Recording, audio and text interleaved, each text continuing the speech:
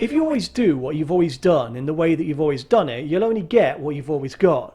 That's one of those phrases that stuck with me for many years since I first heard it.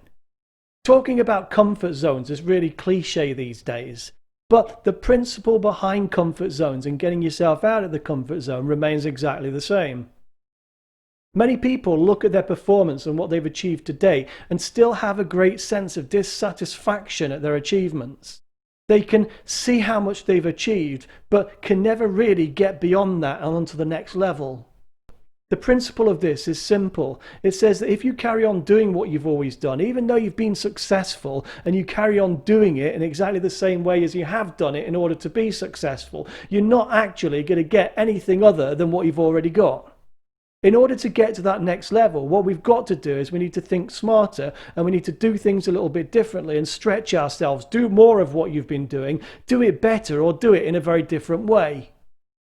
The principle is exactly the same for those people that are managing teams, because even though you may be managing and leading a team that is performing and achieving their quota, they can actually still do better and they can get to the next level. But in order to get them to the next level, it's down to you as a leader to actually push them and stretch them beyond what they're doing at the moment, get them to do things better, get them to do what they have been doing better, because if you get them to do what they have been doing even better than they've been doing already, they will actually achieve more and they will get to that next level. Remember, the principle behind it is a very straightforward phrase. If you always do what you've always done in the way you've always done it, you'll only get what you've always got.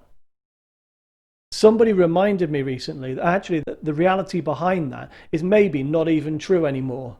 Because of the way that technology is changing and the economy's changed, if you carry on doing what you've been doing in the way that you've been doing it, you may not even get what you have been always getting.